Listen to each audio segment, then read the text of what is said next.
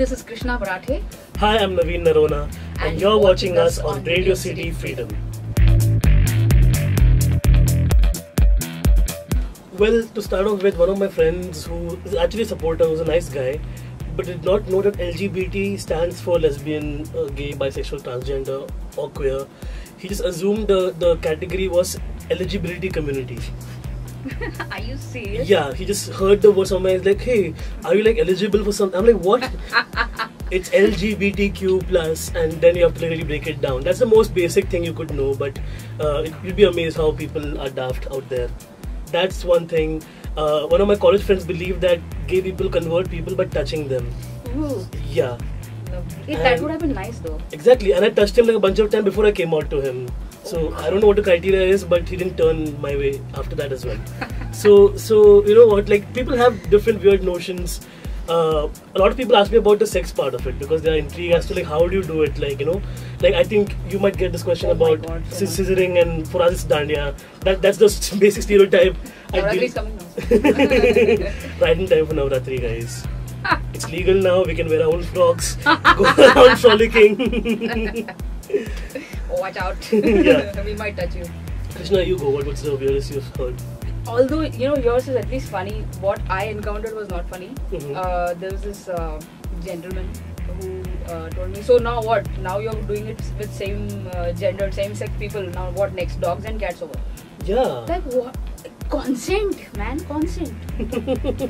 I think people who are always saying that, you know, today you want to be with humans of the same gender, tomorrow you'll have to, you want to, you know, have sex with animals. Yeah. These are the people who really want to have sex with animals. Exactly, right? It's like they're inherently, you know, putting their insecurities across to us. Ki maybe if they get their rights, maybe if we'll also be able to do this. That's the underlying notion I get always, because we're not talking about animals ever. We just go around saying that we love people of our own kind and gender, and they're agreeing to be in love with us. But that agreement is the one part they completely skip over. Meaning, exactly, it's crazy. So yeah, that's the worst. I'm sure there are the other ridiculous things going around, right? I'm sure it's a choice. Maybe if you wear girly clothes, maybe you might start feeling like a girl. It's a phase. Blah, blah. You're just going through a phase. Yeah, it's a phase, definitely. It's a phase for this lifetime, for sure. Yeah, and it's a great phase, by the way. Oh yeah. Should try it out sometime. I know.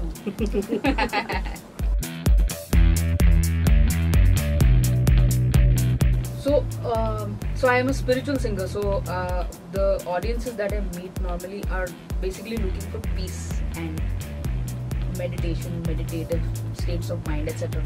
And I believe that as an atheist, I'm able to do my job better because my allegiance is only to the music. It's only to the delivery. How am I singing? Is my guitar in tune or not? Am I singing well or not? Is the sound sounding balanced or not, etc. But I am not a militant atheist in the sense that I'll not go around challenging other people's beliefs. It's fine. I mean, if you believe one thing, that's fine. But I will not believe in. That's me. This is me.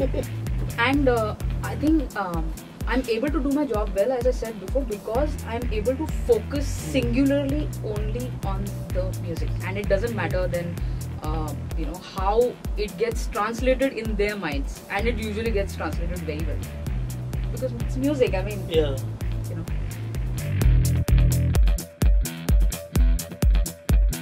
So I think whoever has been doing the stuff on YouTube and the internet in general has had the voice. We look at the AIB Rose from 2014, and we know the furore it caused. Okay. While what was seen on YouTube was much edited from what happened live. We still are struggling. A lot of my comedian friends have come under the scanner for speaking about, say, Shivaji, about Netaji Subhash Chandra Bose, about Gandhi, about religion, about bullets, the bike. Really? Yeah. Wow, so that's a religion itself. Yeah, that's religion. So you never know whose sensibilities will be hurt in this time and age, you know, and death threats are very common. So I don't think digital platforms have really, like, it's helped to reach out to a lot of people, but also at the same time these trolls or these wicked people who have no other work but to just sit on the computer and hate and give death threats to people, they've also given a rise to that. So it's a yin and yang, and I personally prefer the stage because people who come to a comedy show are in a very enclosed environment. They come with an open mind, they come to laugh, so they know what's up.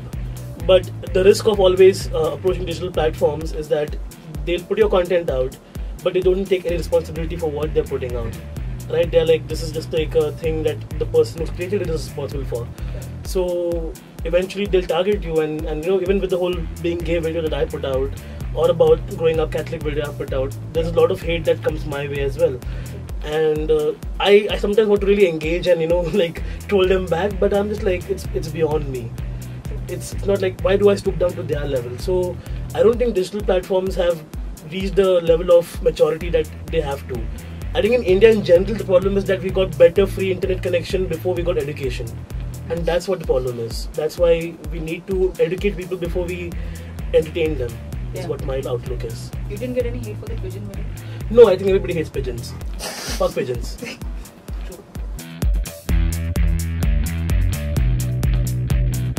Yes, one fact is that our lives are infinitely more cooler and sexier and interesting than the self-proclaimed straight people. I can say that with guarantee. What do you think? Also, I think, see, adding on to your point, is that men know what men want.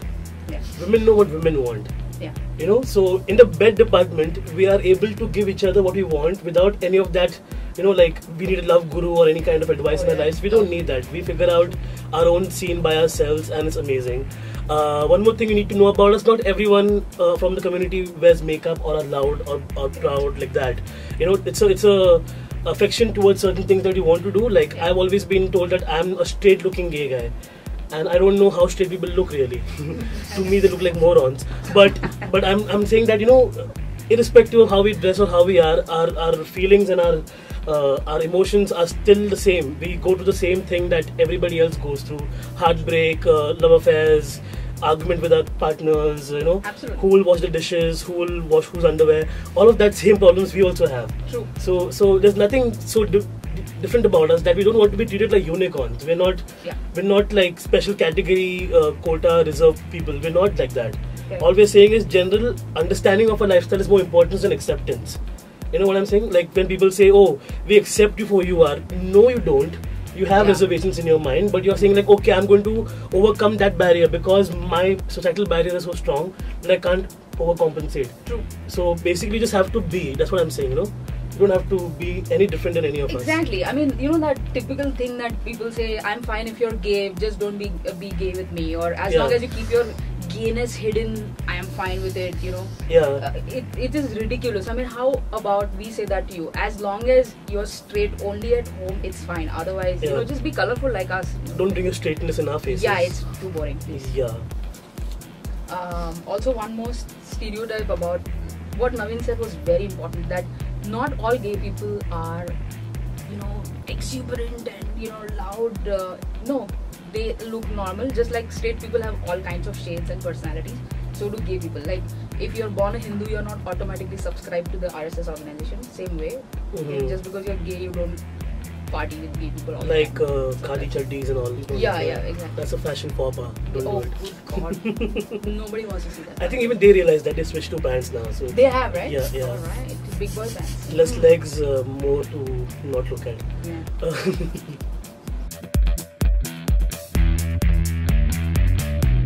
The other way around. I started learning Indian classical, of course, by force when I was a child.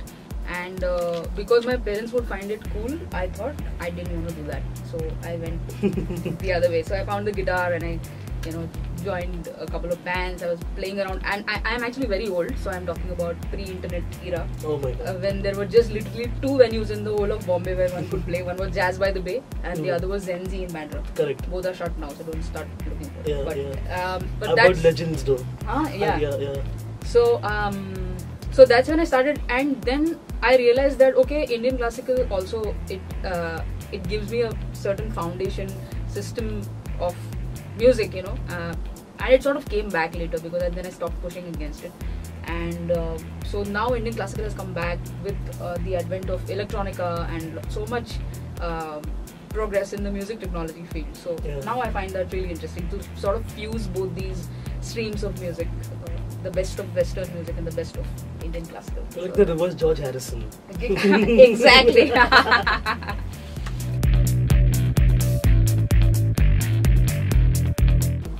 it's been a very uphill climb. It's not easy, and in fact, like the show that I'm doing right now, it's my 1 hour solo show called The Good Child. It focuses exactly at that point in my life where my coming out was not just as a gay person, but coming out happened to me on different levels. Where I came out as a writer first, and then as an atheist, and then as a comedian, and then as a gay person. So the coming out never really stops. And with our families in our Indian mindset, it's just like you have to keep taking every bull by the horn. Try to calm them down. For me, I worked at a corporate job, and we riffed at corporate slaves earlier as well, because it's not easy. You can't wear a dog tag and be like, hey, here is me entering, giving you my time entry, and here I am leaving after 8 hours. Are you happy with my work? I could never be that person. So I left my corporate job in 2 weeks to become a writer. Sat at home for a month, and in that 1 month, the amount of tanas I heard from my family, ki tu kya banega? You look like Makaran Deshpande after you become a writer. I'm like, why are you bringing Makaran Deshpande into this? Like, poor guy is dancing next to Shah Rukh Khan, let him be happy. But no, they were just like, how will you look like a writer? And then I got a writing job, and then I was paying the bills. So automatically they're like, oh, there is a career in this, so let's shut up for a while. And and then like the atheism battle began, and then they were like, oh, I want to go to church, and we'll pour water on your face and wake you up on Sunday mornings. And I'm like, mom, hangover, thank you. So so all these things we have to like really slowly battle them out. And like I did a very juvenile thing of running away from home for a while, which is like, oh, I'm gonna be rebellious and I'm gonna live my own life because I can make my money. Stupid decision, because the whole point came down to just talk to them. Really, if they are your parents and they love you no matter what. And hence it came down to the fact that, hey, this is who I am. And they were like, okay, a lot of things to take in, because all through our lives we thought you were the nice ideal kid, and now we are walking away from everything, hence The Good Child. So yeah, and that's where we stand now. It's been 3 years since I came out, and I've been so thankful for every day of my life since then, because it's such an exploration. It's opened so many conversations, and now I can talk to my mother and my father about so many other things. And that's an important journey to take. You have to really open up. That's all. Yeah. It's true about the coming out as an atheist also. That's also a second type of coming out. Yeah. Because I'm still not sure what shocked my mother more. Exactly. I think my mom still is like okay with the gay thing, but she like still go to church sometimes. Like if you're going to marry a dude, it's okay, but let's have a church wedding. That's kind of.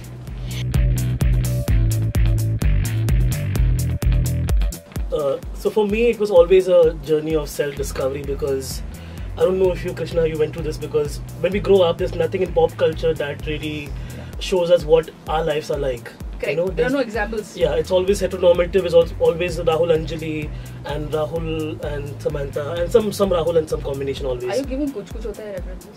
I'm giving Shah Rukh Khan a reference. Like it's always been Shah Rukh Khan, and all my girlfriends would like cry at Shah Rukh Khan's stories, and I would not be able to relate to that. Yeah. So. Like when I was growing up, I felt that there was a strong need for me to talk about this, only because I know there are others like me who are not able to access the information that we can access through internet. So as soon as internet happened, I was out there talking to people from around the world, trying to understand what gay pride means for them, and what being queer means for them, and how they have come through with their own journey and come out to their families and everything. So when I started doing comedy and came out on stage, it became easier for me to, open the barriers that I was holding back. Yeah. All the emotions and everything that you hold back, kind of trying to ignore them. Yeah.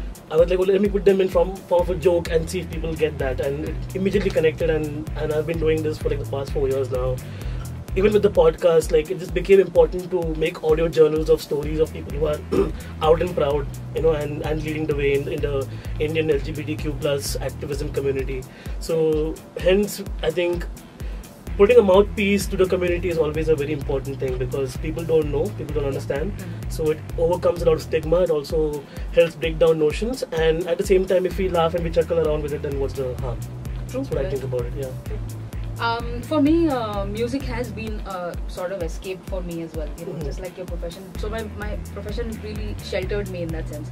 I could be whoever I wanted. I could write songs about the character that I was playing in my real life. I could Mhm. write songs about that. I would express that. I could express love, friendship, everything that I wanted in my own way, without adhering to the heteronormative instances that we find so much in society.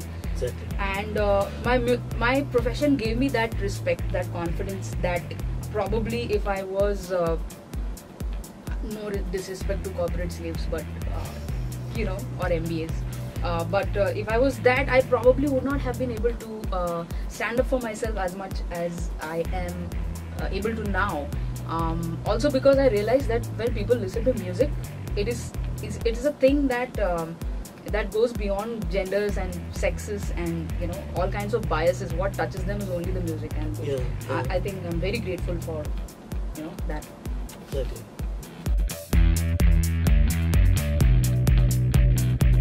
Definitely. In fact, it should be done like that. I don't just have that belief about spiritual music, but even about Indian classical music. The general perception, meaning a very layman's perception, is that Indian classical music, it's so boring, it just goes on forever, never understand anything. So that's why I started experimenting with electronica, with Indian classical as well, to give the audience a tablet form of it, a small pill, Dose. just like a small dose, because you can't expect everybody to have patience for 2 hours to listen to one raga being rendered, because that's how normally that happens in the purists sense. But I wanted to challenge that a bit, and Indian classical music is beautiful. There is no doubt about it. It's melodically very rich, and it has a lot of value. So to bring the young people into the fold, definitely. I will not say that about spiritual music, because it's not as uncommon as we think it is. It has already been done. Lots of these Om Shanti raves have been happening, and Still happen in Goa. yeah, exactly. Yeah. So that psychedelic part of spiritual music, I think it's done. I think it's on its way out.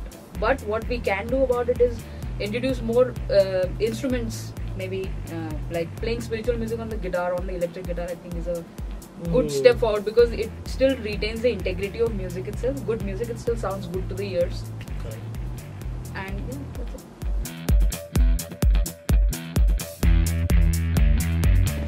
I never saw myself being like the spokesperson or any of these things really.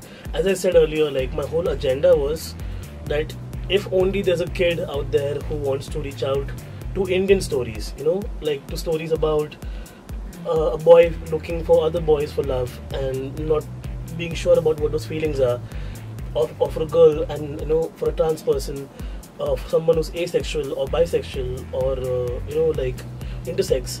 So like all these things I myself had no grasp over really.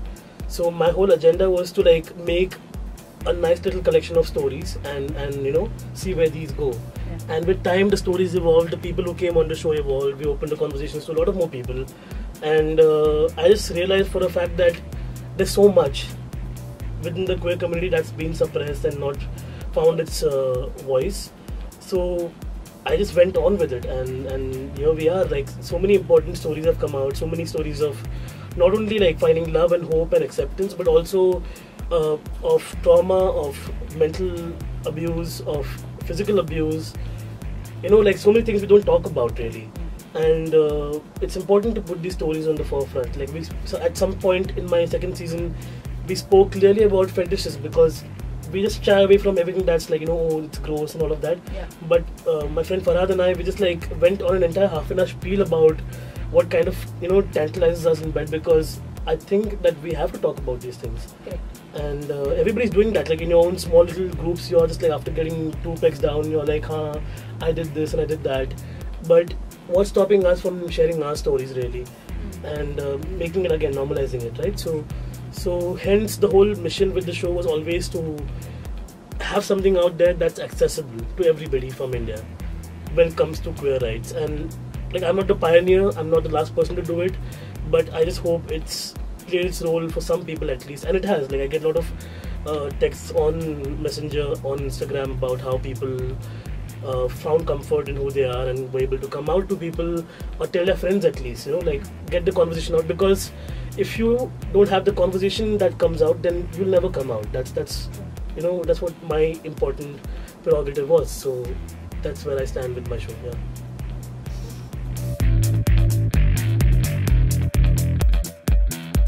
Definitely. I mean, decriminalization was just literally the first step, and I honestly I did not think that it would affect me personally this much. But that whole day I spent crying happy tears, Yeah.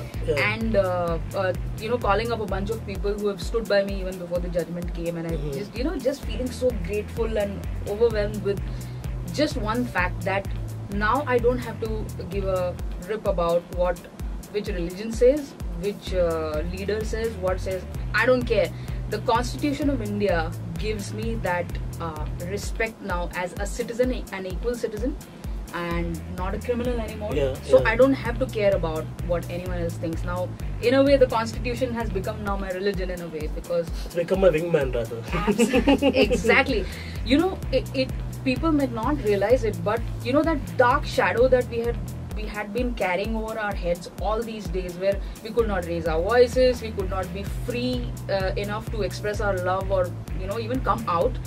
Now when you know that the law stands behind you, the kind of strength that you feel from inside is incredible. Yeah. So I just tweeted that very day that sex तो हम पहले भी करते थे, but अभी जो legally करने में आएगा ना, उसका मजा ही कुछ और है. So to put the point across that we always existed, we've never not been there in history, Absolutely. Like queer stories have always been a very strong part of not only our mythology but every other mythology. And like it's only if you look at socio-economic politics and everything that's led us to this point where divisions happen based on caste, creed, gender, sexism and all of that. So it's just a very important victory in terms of getting the point across that this is what a basic human right is, and this is what we took so many years to get to as a country. Yeah. To give a huge chunk of its population that basic right to just exist and have sex, just be in love. That's the most basic thing any human could want, and now after all these years we've gotten that.